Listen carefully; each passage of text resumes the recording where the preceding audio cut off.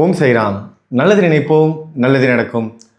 இந்த பதிவு பார்த்துட்டு இருக்க ஒவ்வொரு பக்தர்கள்கிட்டையும் நான் வேண்டுகோளாக ஒரே ஒரு விஷயம் மட்டும் தான் சொல்லிக்க ஆசைப்பட்றேன்.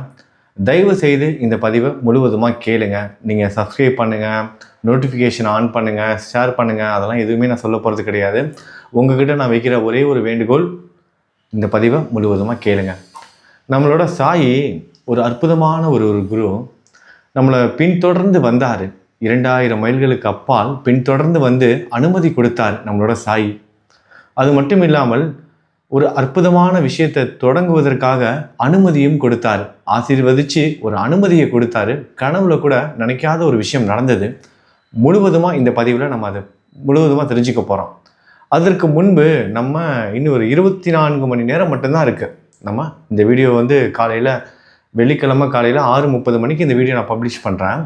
சனிக்கிழமை ஏகாதசி அன்னைக்கு நம்ம பாகவதம் என்ற மிகப்பெரிய ஒரு நெடுந்தொடர் ஆரம்பிக்க போகிறோம்.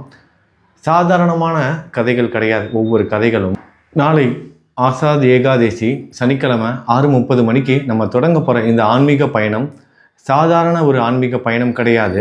இந்த புத்தகங்கள், இந்த கதைகள் கேட்பது சாதாரணமான ஒரு விஷயம் கிடையாது. நம்மளோட மனதை தூய்மைப்படுத்துகிற ஒரு விஷயம். இந்த உலகத்தில் எத்தனையோ புத்தகங்கள் இருக்குது.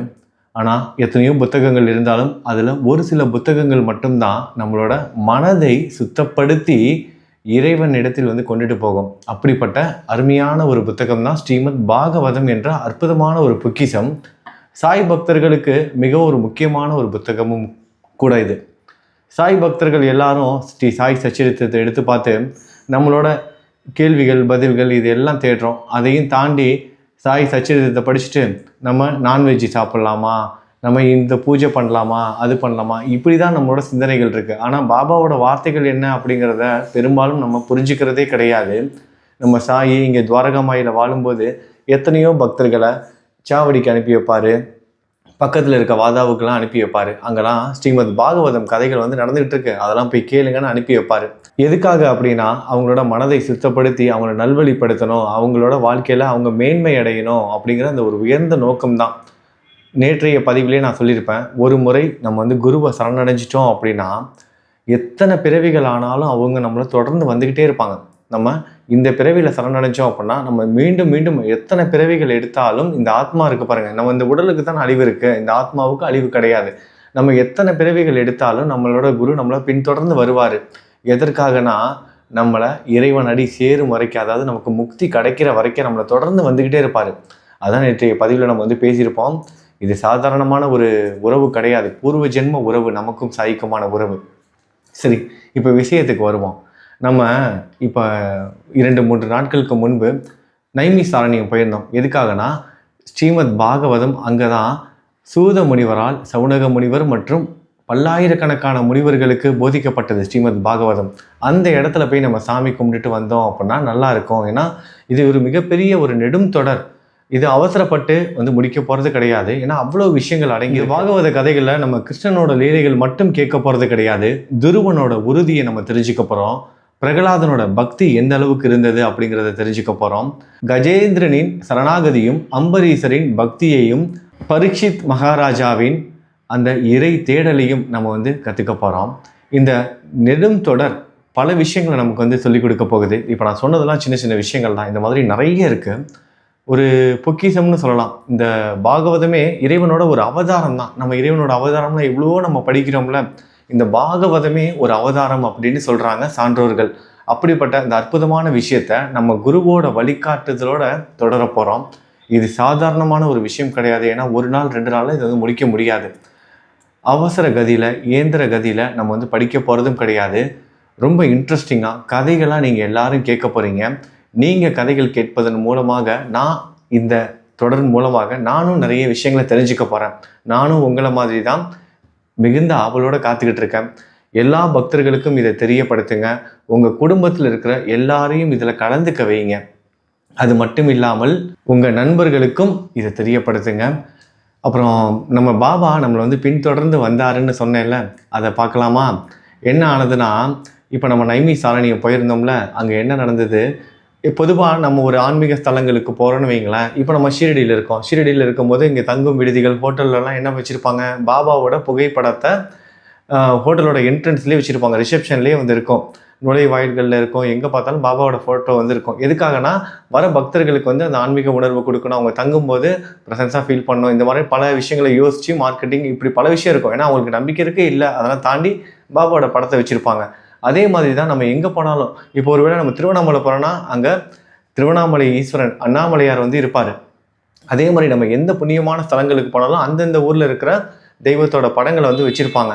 நம்ம போனது ஷிரடியிலேருந்து கிட்டத்தட்ட 2000 கிலோமீட்டர் தள்ளி, அதுவும் பார்த்திங்கன்னா அந்த இடம் வந்து ஒரு தீவு மாதிரி தனியாக வந்து இருக்கும். உத்தரப்பிரதேசம் போகிறவங்க காசிக்கு போவாங்க, அயோத்தி போவாங்க, கயா போவாங்க, இங்கே எல்லாம் போயிட்டு வருவாங்க, டூர் பேக்கேஜ் மாதிரி எல்லா இடத்துக்கும் போயிட்டு வருவாங்க. ஆனால் இங்கே மட்டும் போயிட்டு வர முடியாது. எதனாலனா இந்த இடம் மட்டும் தனியாக இருக்கும், பல பேருக்கும் தெரியாது. ஆனால் ஆன்மீகத்துக்கு ஒரு இதய மாதிரி, ஆன்மீகத்தில் இருக்கிறவங்களுக்கு இதய பகுதி மாதிரி, ஆன்மீகத்தில் இருக்கிறவங்க அந்த சக்கர தீர்த்தத்தில், இப்போ நீங்கள் பார்த்துட்டு இருக்கீங்க பாருங்கள், இந்த சக்கர தீர்த்தத்தில் குளிச்சதுக்கு அப்புறமா தான் ஆன்மீக வேலையே தொடங்குவாங்க. அப்படிப்பட்ட அந்த ஒரு முக்கியமான ஸ்தலத்தில் தான் ஸ்ரீமத் பாகவதம் வந்து போதிக்கப்பட்டது. நம்ம அந்த ஊருக்கு போயிருக்கோம். அங்கே இருக்கும்போது ஒன்று அங்கே வந்து பார்த்திங்கன்னா திவ்ய தேசம், 108 திவ்ய தேசத்தில் ஒரு திவ்ய தேசம், அதனால் நாராயணனோட படம் வந்து வச்சுருப்பாங்க, இல்லைனா ஈஸ்வரன் சிவலிங்கத்தோட படம் வந்து வச்சுருப்பாங்க. இதுதான் அங்கே வந்து இருக்கும். ஆனால் ஒரு ஹோட்டலில் நான் தங்குறேன், அந்த ஹோட்டலில் வந்து பார்த்திங்கன்னா நம்ம பாபாவோட படம் வந்து இருக்குது. நான் நம்ம சாயை அந்த படத்தில் பார்த்துட்டு ஒரு நிமிஷம் பிரமிச்சு போயிட்டேன். ஏன்னா அந்த ஹோட்டலில் இருக்கவங்க, அந்த ஹோட்டலோட உரிமையாளர் கண்டிப்பாக சாய் பக்தராக இருந்தால் மட்டும்தான் அந்த இடத்துல பாபாவோட ஃபோட்டோ வந்து வச்சுருக்கணும். இல்லைன்னா நிச்சயமாக அவங்க வச்சுருக்க மாட்டாங்க. இது ஒரு வியாபார நோக்கத்துக்காகவோ ஒரு விளம்பரத்துக்காகவோ பக்தர்களை கவரும் வகையிலையோ அந்த படம் அங்கே வைக்கப்பட்டு இருக்காது. எதனால் அப்படின்னா அந்த இடம் அதற்கான இடம் கிடையாது. ஆனால் நம்ம பாபா எல்லா இடத்துலையும் இருப்பார். அப்படிப்பட்ட ஒரு அற்புதமான ஒரு விஷயம் நடந்தது. ஏன்னா நம்ம எங்கே வேணால் போய் தங்கியிருக்கலாம், குறிப்பிட்ட அந்த சாய் பக்தரோட ஹோட்டலில் தான் போய் தங்கணுங்கிறது நியதி. பாபா நம்மளை பின்தொடர்ந்து வருவார், எங்கே போனாலும் நம்மளை வந்து பின்தொடர்ந்து வருவார். அது மட்டும் நடந்ததா? அந்த கோவில் இதெல்லாம் பார்த்துருப்பீங்க, சக்தி பீடம்லாம் பார்த்துருப்பீங்க, நிறைய முனிவர்களோட ஆசிரமம்லாம் காமிச்சிருப்பேன். அது மட்டும் இல்லாமல் அங்கே பாபாவுக்குன்னு ஒரு ஆலயமும் இருக்குது. அந்த ஆலயத்தில் முதியோர்கள் இல்லம்னு பல விஷயங்கள், நல்ல விஷயங்களும் செஞ்சிட்ருக்காங்க. போயிட்டு என்னால் முடிஞ்ச ஒரு சின்ன நன்கொடையும் கொடுத்துட்டு சாமி தரிசனம்லாம் பார்த்துட்டு ரொம்ப அற்புதமாக, ஏன்னா போனேன், சரி எல்லா கோயிலுக்கும் போயிட்டு வந்துட்டேன். கிட்டத்தட்ட நைட்டு 8:30 மணிக்கு மேலே ஆயிடுச்சு. இப்போ நீங்கள் ஒரு ஆரத்தி பார்த்துக்கிட்டு இருக்கீங்க பாருங்கள், இது வந்து சக்கர தீர்த்தத்தில் நடந்த ஆரத்தி. இரவு 8 மணிக்கு தான் அந்த ஆரத்தி நடக்கும். ஆரத்திலாம் நடந்துருச்சு, மழை வேற பெஞ்சிக்கிட்டு இருக்கு. நான் வந்து ஐயோ இவ்வளோ தூரம் எல்லா கோயிலும் போயிட்டு வந்துட்டோம், இங்கே ஒரு பாபாவை மட்டும் இருந்தால் நம்ம போய் பார்த்துட்டு வரலாமே அப்படின்னு யோசிக்கும் போது கோயில் இருக்கான்னு விசாரிக்கிறேன். என்னை வந்து அந்த ஆட்டோவில் தான் போனேன், எல்லா இடத்துக்கும் சுற்றி பார்த்துட்டு அந்த ஆட்டோக்கார் வந்து அந்த சக்கரை தீர்த்தத்தில் இறக்கி விட்டுட்டு போயிட்டாரு. அங்கேருந்து நான் ஹோட்டலுக்கு நடந்து போய்க்கிறேன், ஏன்னா ஆரத்தி முடிகிறதுக்கு 1/2 மணி நேரம் ஆகும். ஆரத்தி முடிஞ்சதுக்கப்புறம் நான் அந்த ஆரத்தியெல்லாம் பார்த்துட்டு போய்க்கிறேன்னு சொல்லிட்டேன். ஆனால் வந்து என்ன நடந்ததுன்னா, வெளியே வரும்போது எனக்கு ஒரு எண்ணம், சரி நம்ம கோயிலுக்கு போகலாம் அப்படின்னு பார்த்தா எங்கே இருக்குன்னு தெரியாது. உடனே நான் அந்த ஆட்டோக்காருக்கே நான் ஃபோன் பண்ணுறேன். ஃபோன் பண்ணி உங்களால் வர முடியுமா, இங்கே ஏதாவது பாபா கோவில் இருக்கா, இருந்தால் என்னை கூட்டிகிட்டு போகிறீங்களா அப்படின்னு சொல்லி கேட்கவும், ஏன் இருக்குது நான் வரேன், உடனே வரேன் அப்படின்னு சொல்லிட்டு அவர் உடனடியாக கிளம்பி வந்துட்டார். வந்துட்டு நேரடியாக கோவிலுக்கு கூட்டிகிட்டு போனார். இப்போ அந்த கோவிலில் தான் இப்போ நீங்கள் வந்து தரிசனம் பண்ண போகிறீங்க. அப்படியே என் கூட சேர்ந்து நடந்து வாங்க. பாருங்கள், நம்ம பாபாவோட ஆலயம் அருமையாக இருக்குது. கோவில் வந்து லாக் பண்ணி தான் வச்சுருக்காங்க, நமக்காகவேன்னு அப்படியே வந்து பூட்டு போடாமல் வச்ச மாதிரி இருந்துச்சு. நானே என் கையால் திறந்துட்டு உள்ளுக்குள்ளே வந்துட்டேன். நீங்களே என் கூட சேர்ந்து வந்துட்டீங்க. இப்போ நம்ம பாபா எல்லா இடத்துலையும் இருப்பார். ரொம்ப அற்புதமான ஒரு ஆலயம். பாபாவோட அனுமதியோடு நம்ம இந்த ஸ்ரீமத் பாகவதத்தை தொடங்குகிறோம் அப்படிங்கிறதுக்கு இதை விட மிகப்பெரிய சாட்சி வேறு எதுவுமே இருக்க முடியாது. இப்படி பல இன்ட்ரெஸ்டிங்கான விஷயங்கள் தொடர்ந்து நம்ம சாய் குடும்பத்தில் நடந்துக்கிட்டே இருக்குது. அதுவும் நம்ம பாபா நம்ம எடுத்து வைக்கிற ஒவ்வொரு ஆன்மீக பயணத்துலேயும் நமக்கு உறுதுணையாக இருக்கார். இந்த ஸ்ரீமத் பாகவதத்தை நம்ம அவசரப்பட்டு முடிக்க போகிறது கிடையாது. கிட்டத்தட்ட 1 வருடம் இந்த பயணம் வந்து நடக்கும். லேட் ஆனாலும் பரவாயில்ல, நம்ம எடுத்து வைக்கிற இந்த ஒவ்வொரு படிகளும் நம்ம இறைவனை அடைவதற்கான படிகளாக இருக்கட்டும். நீங்கள் எல்லோரும் கலந்துக்குவீங்களா? காலையில் 6:30 மணிக்கு பதிவு வந்துடும். ஸ்ரீமத் பாகவதத்தில் நிறைய விஷயங்கள் நம்ம தெரிஞ்சுக்க போகிறோம். நம்ம பாபா வந்து விருப்பப்பட்ட ஒரு விஷயம், பாபா வந்து பக்தர்களை கேட்க சொல்லி உற்சாகப்படுத்திக்கிட்டே இருப்பார். நீங்கள் உங்களோட வாழ்க்கையவே மாற்றப்போகிற நாட்கள் வர இருக்கிறது. நீங்களும் ஒருவராக நம்ம சாய் குடும்பத்தில் சந்தோஷமாக இணைஞ்சிக்கோங்க. எல்லாமே நல்லபடியாக நடக்கும். நீங்கள் எல்லாரும் விருப்பத்தோடு வந்து இணைந்து கொள்வீங்கிற நம்பிக்கையோடு நானும் ரொம்ப சந்தோஷமாக இருக்கேன். எல்லாரும் வந்து இணைந்து இதை மிகப்பெரிய ஒரு திருவிழாவாக அமைச்சு கொடுக்கணும். எதற்காக எல்லாரும் வந்து இணைந்து கொண்டு சிறப்பிச்சு கொடுங்க, சந்தோஷமாக இருக்கணும் இதெல்லாம் சொல்கிறேன் அப்படின்னா, பொதுவாக நம்ம ஒரு கோயிலுக்கு போகிறோன்னு வைங்களேன், அங்கே வந்து இந்த பூஜைகள்லாம் செஞ்சிட்ருப்பாங்க. புரோகிதர் வந்து மந்திரங்கள்லாம் முன்னிறுத்தபடி அர்ச்சகர்லாம் அர்ச்சனைலாம் செஞ்சுக்கிட்டு இருப்பார். இதே ஒரு திருவிழா காலம்னு வச்சுக்கோங்க, அந்த கோவிலுக்கு நிறைய பக்தர்கள் வராங்கன்னு வச்சுக்கோங்க, அந்த நேரத்தில் அந்த அர்ச்சகருக்கு அவரையும் அறியாமல் ஒரு உற்சாகம் வந்துடும். ரொம்ப சப்தமாக ரொம்ப புத்துணர்ச்சியோடு அந்த மந்திரங்கள்லாம் சொல்லுவார். பூஜைகள்லாம் ரொம்ப விமர்சையாக வந்து நடக்கும். சிரித்த முகத்தோடு செய்வார். பக்தர்கள் இருந்தாலும் இல்லைனாலும் அவரோட வேலையை அவர் செஞ்சுக்கிட்டு தான் இருப்பார். ஆனால் பக்தர்கள் வந்தாங்கன்னா இன்னும் கொஞ்சம் புத்துணர்ச்சியோட மக்கள் சேர சேர பக்தர்கள் சேர சேர அவருக்கு ஒரு புத்துணர்ச்சி வந்துடும். அந்த புத்துணர்ச்சியை மட்டும்தான் நான் உங்ககிட்ட இருந்து எதிர்பார்க்குறேன். நீங்கள் அதை கொடுப்பீங்கன்னு எதிர்பார்த்து இதை நான் தொடங்குறேன். எல்லாரும் ஆதரவு கொடுங்க. மிகப்பெரிய ஒரு வெற்றி அடையணும் இந்த ஸ்ரீமத் பாகவதம் நெடுந்தொடர். பாபாவோட அருளால் எல்லாருக்கும் அவங்க ஆன்மீக வாழ்க்கையில் அடுத்த கட்டத்துக்கு போவதற்கான ஒரு முக்கியமான ஒரு செயலாக இது வந்து அமைய போகுது. இதில் மாற்று கருத்துங்கிறதுக்கு இடமே இல்லை. எல்லாரும் கலந்துக்கோங்க. உங்கள் குடும்பத்தில் இருக்கிறவங்க, உங்களோட நண்பர்கள், குழந்தைகள் முதற்கொண்டு எல்லாத்தையும் கேட்க வைங்க. அதுதான் முக்கியம். நம்பிக்கையோட நம்ம இந்த ஸ்ரீமத் பாகவதத்தை தொடங்குவோம். பாபா கிட்ட பிரார்த்தனை பண்ணிக்கோங்க. ஏன்னா 1 நாள் 2 நாளில் இடைவிடாமல் இந்த நிகழ்ச்சி நடக்கணும். அதுக்கு பாபாவோட குருவோட வழிகாட்டுதல் இல்லாமல் நம்ம கடவுளை அடைய முடியாது. கடவுளை அடைவதற்காக தான் பாபா இதையெல்லாம் செய்ய சொல்கிறாரு. நிச்சயமாக அவரோட ஆசீர்வாதம் நமக்கு கிடச்சிருக்கு. அதனால தான் நம்ம 2000 கிலோமீட்டர் தள்ளி ஒரு இடத்துக்கு போகிறோம். அங்கேயும் வந்து பாபா நமக்கு வந்து காட்சி கொடுக்குறாரு. அப்படின்னா இதுலேருந்தே நமக்கு பாபாவோட ஆசீர்வாதம் கிடச்சிருக்குங்கிறது நமக்கு நல்லாவே தெரியுது. எனக்கு மட்டும் இல்லை, நம்ம சாய் குடும்பத்தில் இருக்க எல்லாருக்கும் பாபாவோட ஆசீர்வாதம் நிச்சயமாக கிடைக்கும். எல்லாரும் கலந்துக்கோங்க, சிறப்பித்து கொடுங்க. இன்னும் வேறு என்ன விஷயம் சொல்ல வேண்டியது இருக்கு?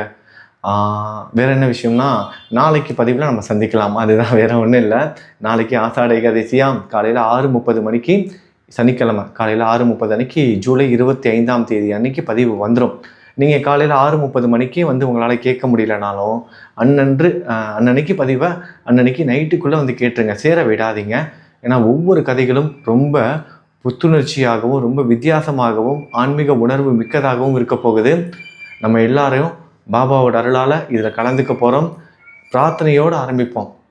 இதில் கலந்துக்கிற ஒவ்வொரு பக்தர்களும் அவங்க ஆன்மீக வாழ்க்கையிலையும் சரி, குடும்ப வாழ்க்கையிலையும் சரி மேன்மை அடையணும். பாபா நீங்கள் தான் எங்களுக்கு துணையாக இருக்கணும்னு சாய்கிட்ட பிரார்த்தனை செஞ்சுட்டு நம்ம இதை ஏகாதசி அன்று ஆரம்பிக்க போகிறோம். ஜூலை 25 சனிக்கிழமை காலையில் 6:30 மணிக்கு முதல் நாள் பதிவு வந்துடும். எல்லாரும் வந்து கலந்துக்கோங்க. அன்றன்று பதிவை அன்னன்னைக்கு கேட்டு முடிச்சிருங்க. காலையில் 6:30க்கே வர முடியலனாலும் மதியமோ இரவு தூங்குவதற்குள்ளே கேட்டுருங்க. எல்லாமே நல்லபடியாகவே நடக்கட்டும். நல்லது நினைப்போம், நல்லது நடக்கும். ஓம் சாய்ராம்.